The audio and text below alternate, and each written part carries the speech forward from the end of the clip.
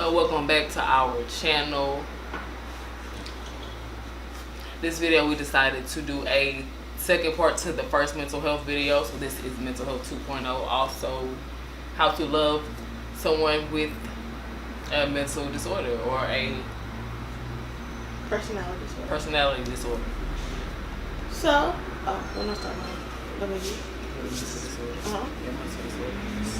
So I've been diagnosed with several mental/psychological disorders. I have borderline personality disorder along with anxiety, depression, and who knows what else they're going to diagnose me with next.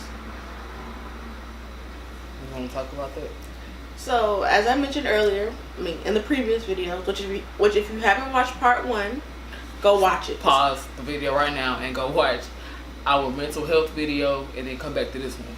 So borderline personality disorder is a psychological mood disorder. I can't remember if it's a mood or personality disorder, but basically I have severe mood swings, which are rapid.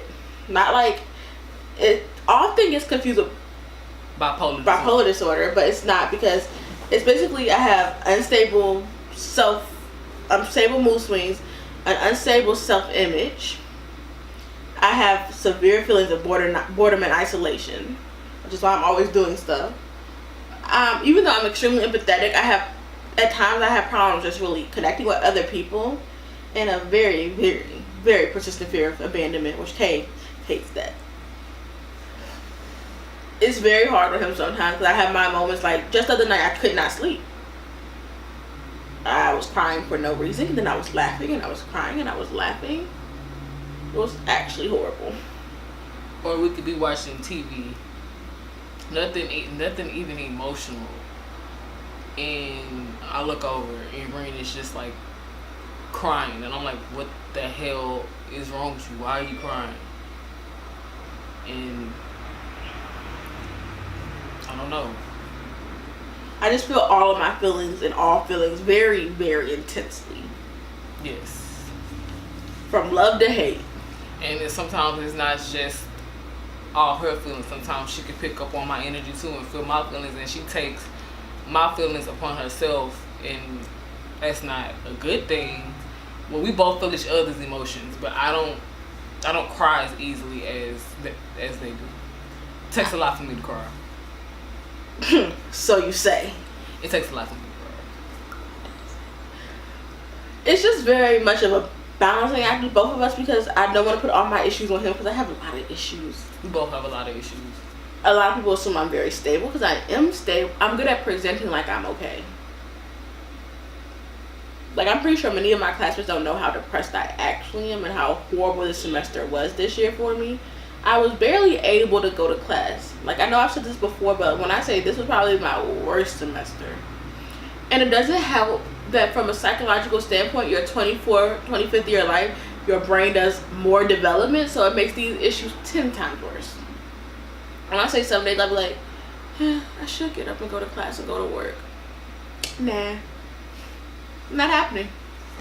Or I would go to work and I'll be fine, and then one little thing could happen. Someone looked at me the wrong way. I'll text Kay, I'm coming home from work. Can we go get some ice cream? No real reason. So far, I just don't want to be there.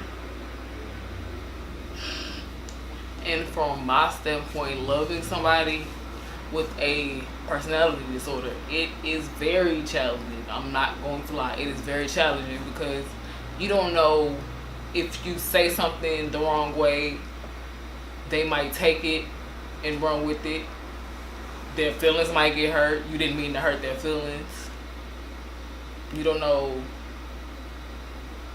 how to do certain things with them because of, once again, their reaction.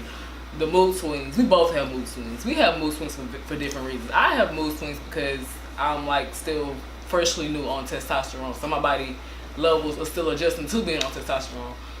And I was a naturally moody person before, because I'm a Cancer. We're known for being emotional crybabies. So my emotions and feelings have always been all over the place.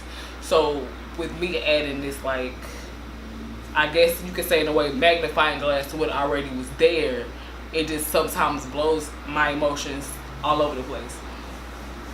And like I said, it doesn't help with Ren having like a personality disorder, it's a lot of days where we really just want to beat the shit out of each other because we're so mad at the other person because they don't understand where we're coming from. But we both have to take a step back and like, okay, well look, you're dealing with this, you dealing with this. So we, at the end of the day, as you see, we haven't killed each other.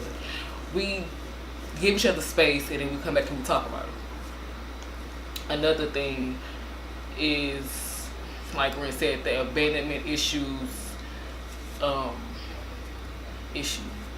It plays a big part in our relationship because we both honestly do have abandonment issues. I feel like Ren's abandonment issues might be a little bit worse than mine. So I really have to reassure them that I'm not going anywhere. Even if I am mad, just give me my space and then we'll be good. But Ren's the type of person, when I feel like when anybody gets upset with them, they feel like that person doesn't like them or that person doesn't. So an example of how bad my abandonment issue is, last week I was very sick, like super sick. And Kay had to go downstairs to get pizza because he wanted pizza and I honestly couldn't eat, but I tried. Or was that after I was sick when I was better? Was that better when we got that pizza? No, I was sick. I remember I was asleep, remember on the bed. I was sick, so I remember that now. It just came back to me. And he was gone too long. I was like, oh my gosh, he's going to steal everything I have because he had my bank card. He had his wallet which has my bank card in it usually. And I was like, he's going to rob me and I'm just going to be stuck in California. Like, I don't live here like this. This isn't my apartment I live in. So yeah. And I know that's probably like very far-fetched. I don't think Kay will ever steal my stuff and just leave me for someone in California.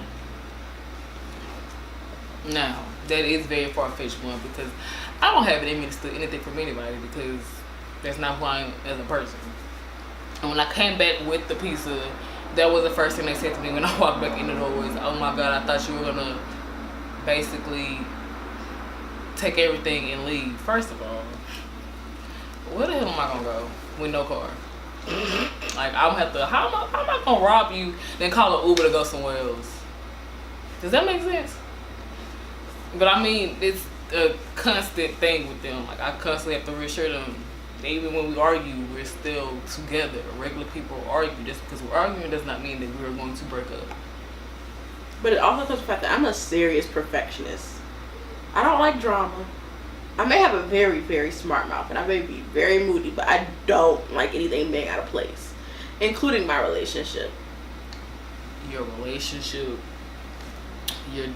all the projects you take on with my school friendships and work, they take that, besides, of course, they take the relationship seriously. They take everything that they have any part in very seriously. So I have seen Ren have numerous breakdowns and just cry because they feel like they're a failure because they're not doing enough or they feel like they're not communicating with their friends enough. And I feel like that might also have to do with them having BPD. It does, because I'm afraid my friends are going to hate me one day. Like, I remember this, like, my sophomore year undergrad, and it was the first time I went home for the summer. I was like, what if I come back to school and I have no friends? And all of my friends, like, text me, because I posted on Facebook, what? You have friends. It's only been a month and a half. You will come back and still have friends. I had the same group of friends since freshman year. They're still my friends. But even they're like, well, we don't talk. I'm like, they hate me. I'm a failure. I just fucked up. I don't know what Kason. Like, Kason hates me. He's just here because he's here.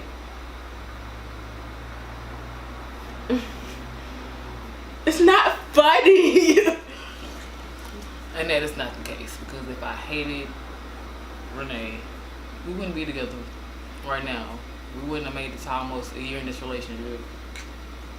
So on to dealing with dysphoria and dating someone with dysphoria. We kind of touched on it a little bit in the previous video. But for him, his dysphoria isn't as bad as it can get. He has his days, but he's very quick to move past them. And it's kind of like general things. Mm-hmm. Like the fact that I look down and I still have women's breasts. I mean, some days it bothers me, some days I'm going to tell you I embrace it. It's like, all right, whatever. I might literally just walk around the house with no bra on, no shirt on. Like, I don't care. But some days it's like, all right, I can't do it. I mean, I know that eventually I'm getting them removed, But some days it's just like, I don't even want to know what that is. I mean, it's not the worst. I sympathize with him greatly and empathize with him greatly because, of course, we have things we want to change. It's just that I guess the biggest thing is sometimes there is a physical disconnect because I don't want to touch him and he'd be like, not to make fun of him, but that's literally what he does, and I don't want to cause him that kind of stress. So with his dysphoria, something I have to deal with him. It's not that I can change anything, but I was very cognizant of how my actions are towards him, and I kind of do, even though I don't believe in traditional gender roles, we just don't do it. But to an extent, I have to kind of perpetrate some of them. Like, I have to remember that at the end of the day, he is the man in this relationship. So even though we don't believe in any of the things that are told to us about toxic masculinity, like, just to an extent, it's just so I can reassure him better. And it doesn't mean I submit to him. I submit to no one. I would never submit to anyone. We don't submit to each other. We compromise. A lot. We compromise a lot. So something me and him have both been struggling with a lot for the last, I guess, month and a half really has been just being suicidal, which is not probably the best idea for two suicidal people to date. But it just so happened that we both became suicidal around the same time. For different reasons. So I've been suicidal because it's the end of the semester. I have one more semester left in my master's program. What the heck am I going to do with my life?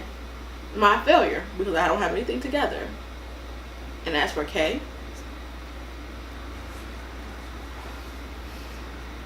it was basically because I am quote unquote selfish, and I'm seen as selfish a lot of the times from different people. This instance, I tried to reach out to somebody in my family, and they basically flipped the whole script and went left, and then that was that. And it really hurt me to my core because there's somebody that, like, I've been on all my damn life. And for them to just be like, I don't want nothing to do with you, it hurt. So, I mean, after that conversation, I was hurt for, like, a few days after that, to the point to where I was just like, you know what? I'm not gonna say I was suicidal. I was really hurt mentally. I didn't want to kill myself over it. But it kind of pushed me back a little bit mental health wise. And it kind of made my depression just like come back. I mean, it's just something we work through. We don't know what's going to trigger us, but it's better now that we don't have to do it alone, I guess. Yeah, we have each other to talk to about it, and we both have different ways of coping with different things. So yeah, as always, just take care of yourself. We've learned how to take care of ourselves, but we want all of our people that listen to us, subscribe to us, follow us, watch our videos, to take care of themselves. Your mental health matters. You matter. Like we said in the first video, if you don't have no one to talk to about anything ever, we are here. So yeah, this has been Ren'sKaseTV. We love you guys. We'll see you guys soon.